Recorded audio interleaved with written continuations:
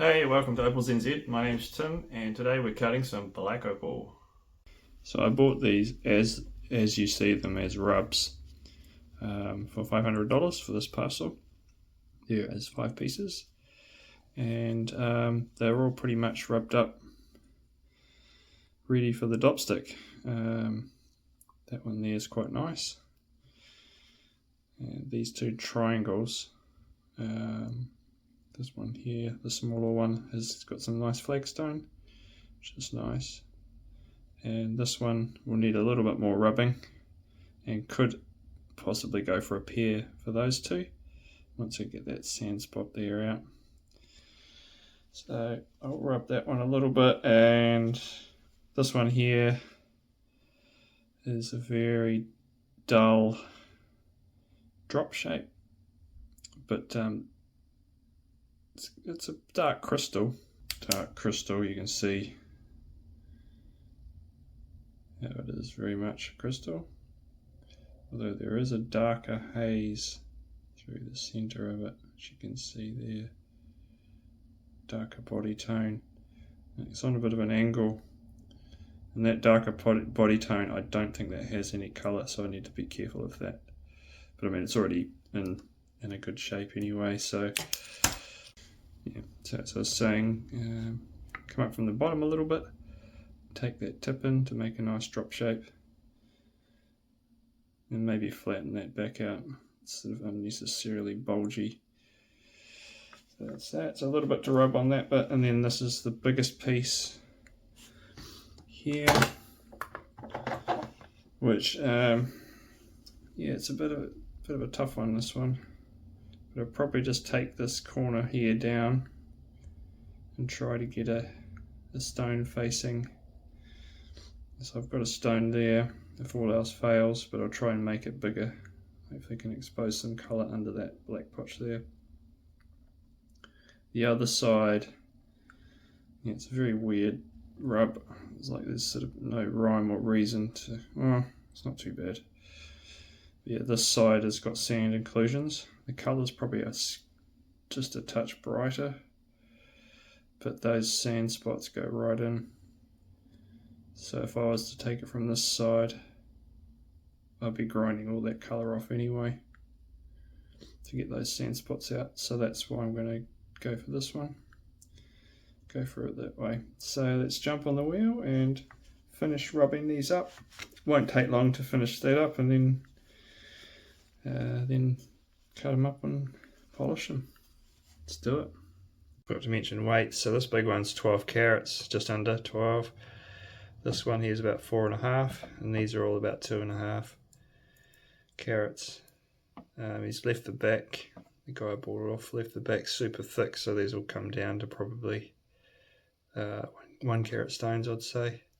Maybe 1.5 for that one. This one here, which is 2 carats like that, so that'll probably be well over a carat. And the big guy of 12 carats, who knows what we'll get out of this.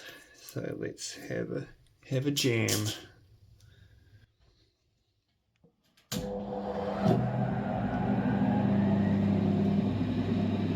Alright, let's see what we can get out of this chunk.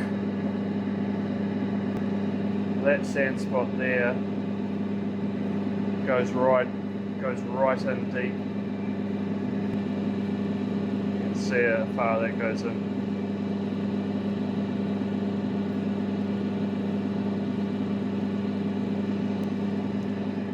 So I'm thinking I'll probably leave that alone. Well, we're not going to try and get it out. I'll just face it from this direction. There won't be an issue. So let's see if we can uncover some more colour under this corner.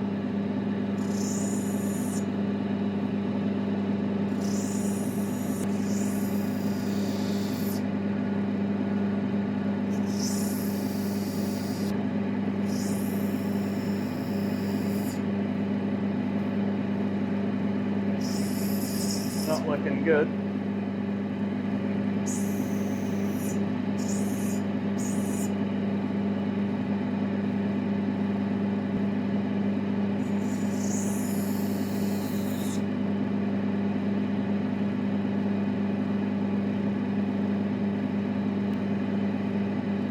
Maybe we do go from this side. It's so much stronger colour.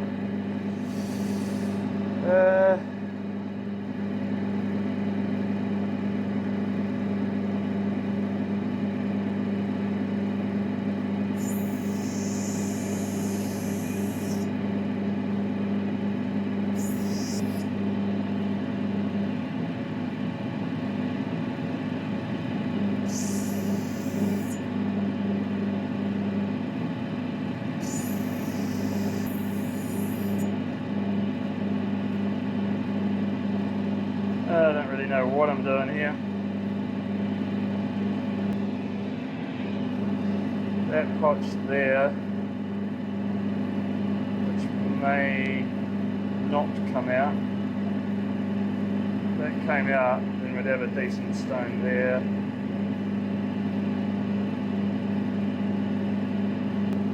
That potch in the middle is what I'm most concerned about, and it looks like may come out.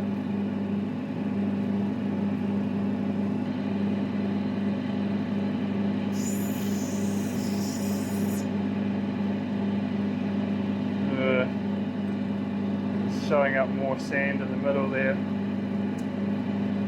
It's actually quite nice colour though.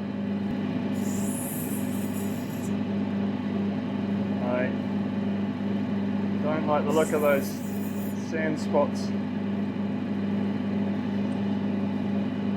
Little sand spots underneath the surface. Yeah, but there's that one there is my main concern.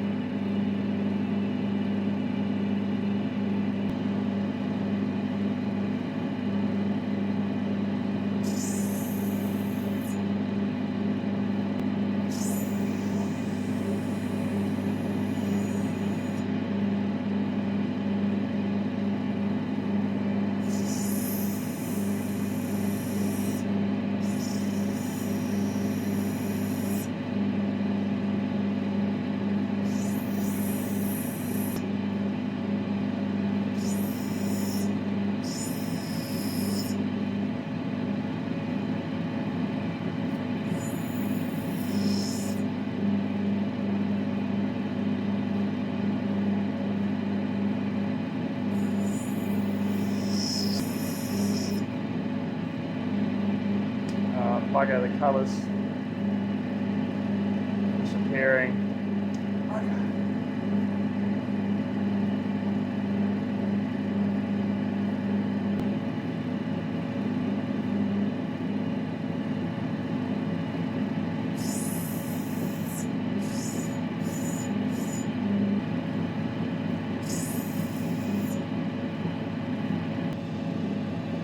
Not really sure what to do. I think there's a potch line. It's not going to come out, but there's a small stone there, but it's got sand inclusions in it. So I'm just going to keep going down from this side. I might just try and just whack a slice through the middle, see what happens.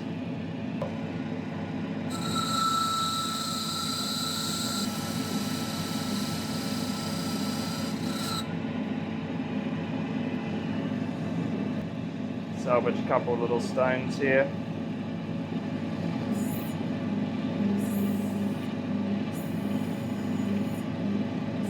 In hindsight, I don't think I could have really done a lot better, except for maybe I think I lost a little bit of colour off the top, which I could have avoided if I sliced it a bit sooner. Never mind.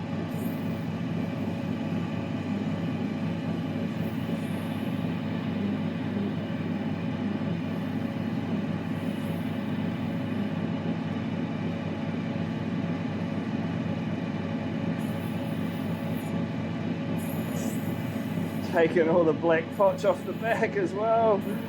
Oh dear, I've messed this one up. Never mind.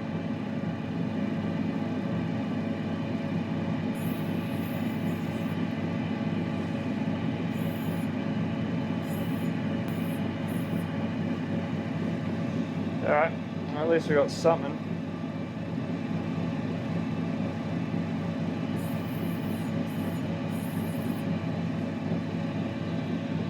unusual blotchy stone.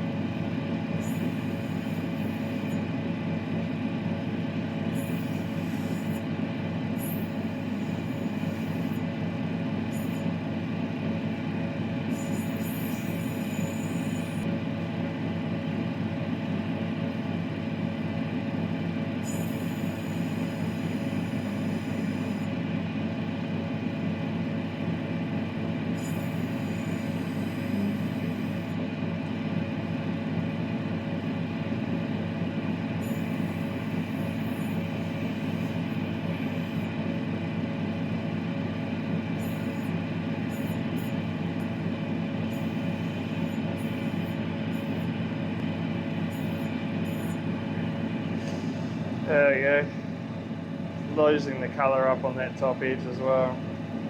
That'll probably come in a little bit more.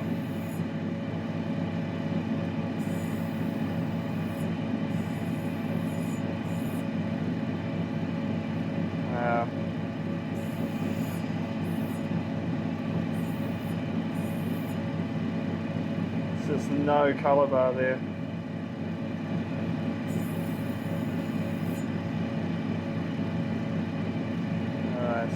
Fraction of a bar now.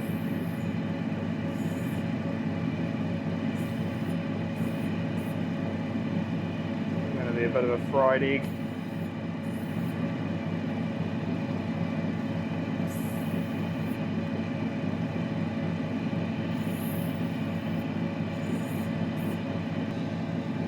Yeah. Oh, nothing.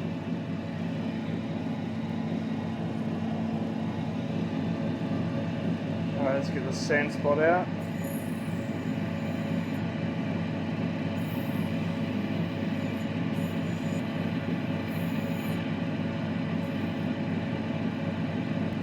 They're not bad, they're not too dissimilar. I'm just going to make them into a pair.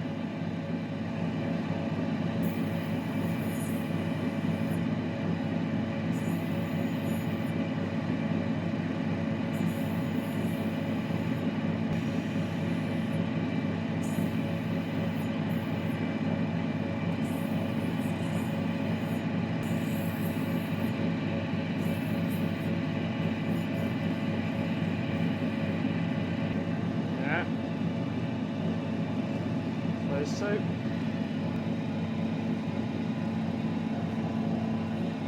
now this blob.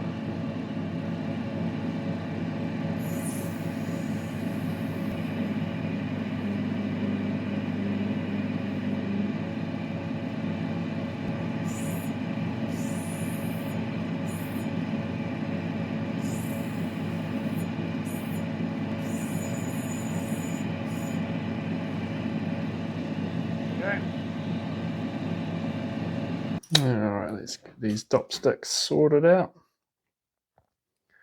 So I use a steel ruler so I don't burn my fingies.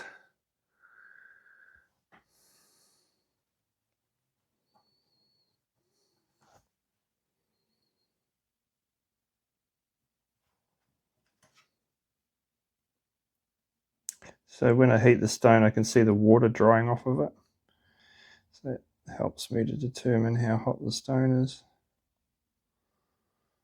And then I'll just touch it on my hand. Yeah, it's really fairly warm.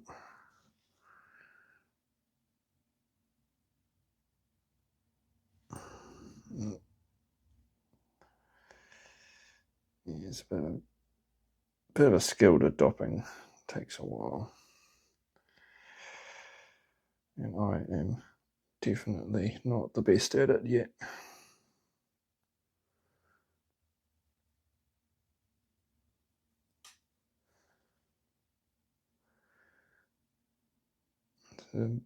fluff around with it quite a bit.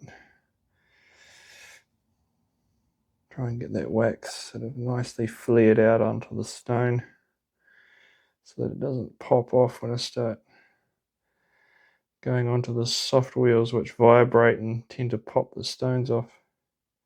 So I usually heat the wax a little bit, and then I'll chuck the stone in for 2 seconds initially. 1, 2, take it out, and you can see it drying off.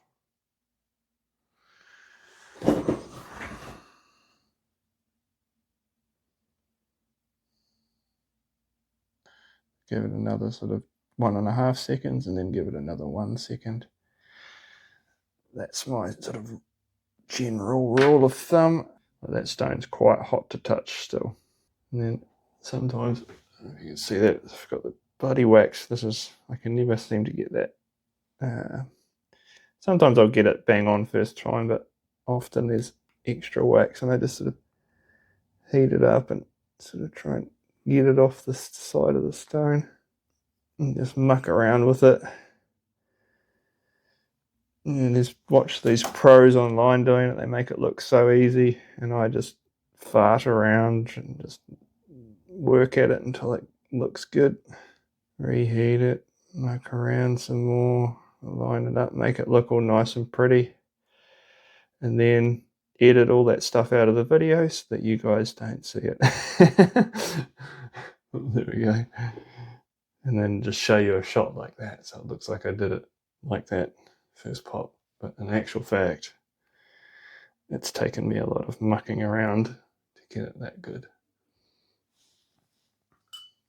Right, I'll do the rest and we'll get to cutting these.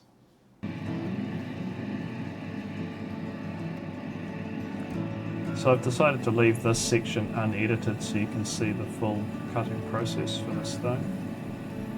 Just angling in the sides of the stone to give a good setting edge. And I've noticed that the point of that drop shape is much thinner, so I'm going to bring that point in a little bit to thicken it up so I don't have to bring the rest of the dome down to match it. And the fat end of this drop shape, the dome is much higher. It's a common mistake when people are learning when they're spinning drop shapes, is that they'll grind the point away. It's much thinner. You can see here I'm working on that high spot at the back of the drop shape there to try and bring that down, even it out.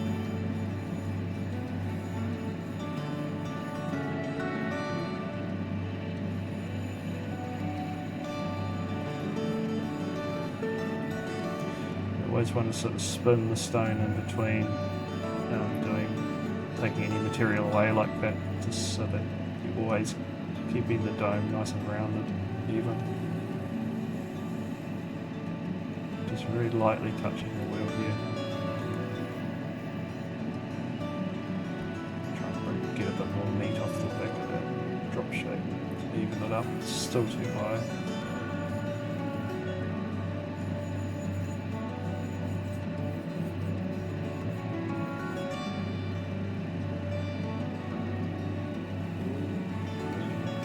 Let's go at that setting edge, round off the dome, a little bit more off that high spot.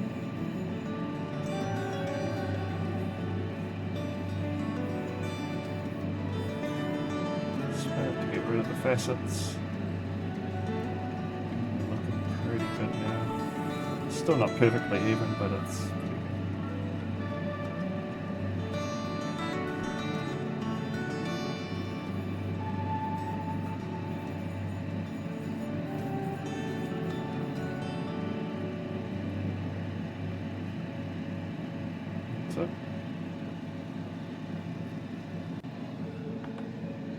So doing pairs is quite a lot of work.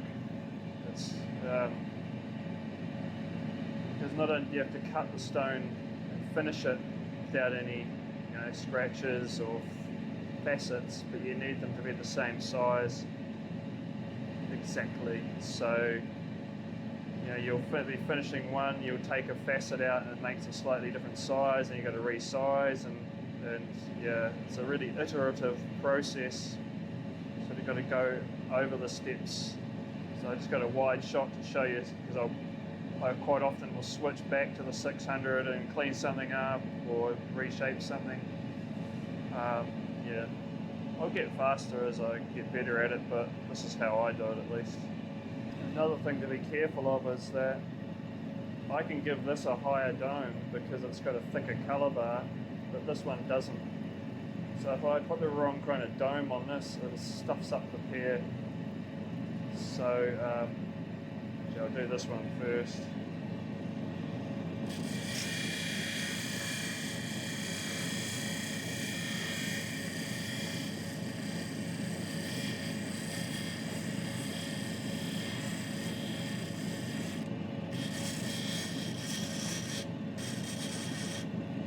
So I'm limited on the pear to the dome height that I can get with this gem.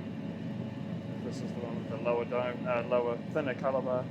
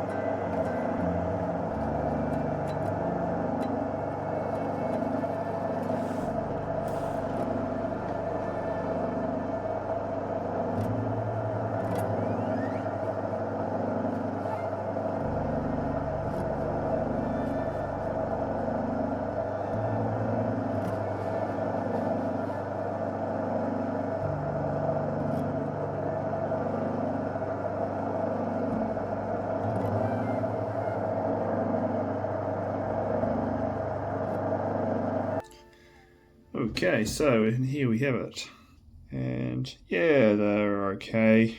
Too bad this is not a perfect pear, but it'll do. Basically, they're all about between B1 and B2 brightness, so not very bright.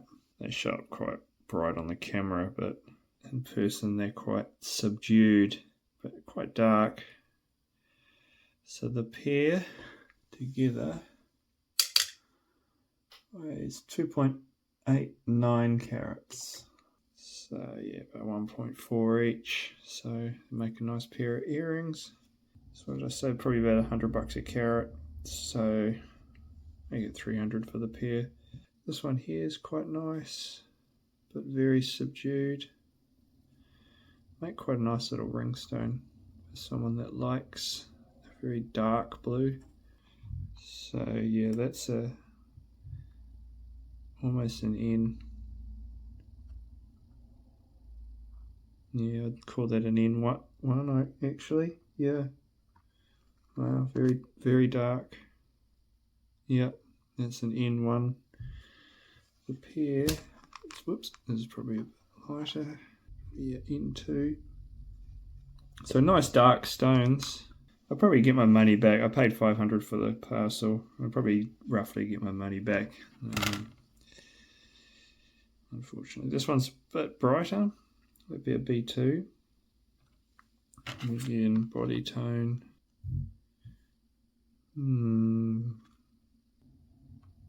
Be a B, N2, not quite an N1.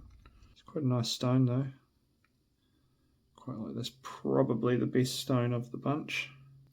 And that one weighs 1.75. So $175 for that one.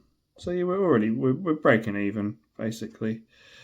And then the big one, which made that nice one, and this kind of picture stone with inclusions in it. It's got some nice colour, but it's 0.78 carats. So that was from that big piece, which I didn't. I mean, I could have done better out of that big piece. It was a bit of a learning curve, this parcel. And the last one, which is a B1. It's very dull. It's quite big, 3.2 carats. So make a nice cheap stone, nice cheap big stone. Does have a bit of blue, almost like Chinese writing up there, but you can barely see it. It shows up better on the camera than it does in person. So I saved maybe my money back, but yeah, it was a bit, like I was saying, it was a bit of a learning curve. These two pieces are what came out of that big 10 carat piece, and I could have got a lot more out of it. I should have been a bit more aggressive and sliced it up sooner. What I sort of learnt and my takeaway from this is that this one I lost the black backing off of it by not being careful enough with my cutting. And also the blue, this dark blue material, I haven't cut very much of this at all. And this stuff, what I found is that with that big piece, as I was going down, the colour was disappearing. And it was almost like the whole core of the piece didn't have colour, and the blue was just sort of painted on the surface. Which, tricked me a little bit, because when you're holding the piece and looking at it, it looks like the blue's got depth, but I'll be more mindful of that next time I'm cutting this blue material that is sort of mixed, like it's almost like a blue-black body tone, so it's very much colour mixed with potch. I don't know if I'm making any sense here, but I think what little I did take away from it, I think, is that the blue, this kind of blue colour, can disappear very easily, I guess is a simple way to put it. And I wasn't careful enough, and I lost colour. But that's alright, I'll break even. They're all nicely settable stones now. They were bought as rubs, and now they can be put in jewellery. So yeah. So thanks for watching, and like and subscribe, and we'll see you next time.